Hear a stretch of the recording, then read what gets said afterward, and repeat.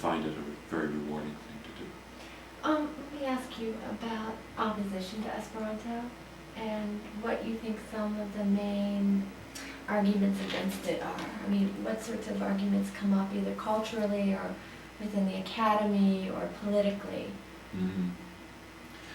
Probably the main thing, in this country at least, is people have that the idea of Esperanto is to get rid of other languages and to have like one language for the world.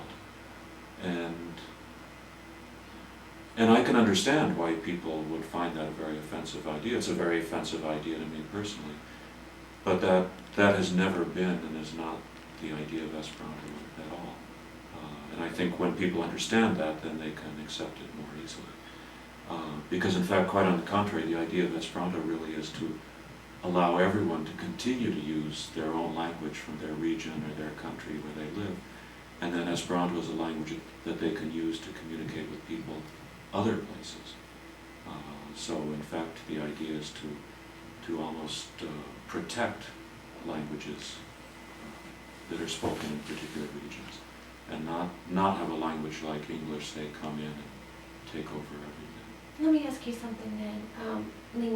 As a linguist, certainly the argument's made that you can only really understand another culture from its language, that there are certain concepts, emotions that are only expressed in a native tongue, and that a language like Esperanto may not be able to capture the nuances that a native speaker would be able to articulate in their own language. And what would an Esperantist's response to that be? Yeah.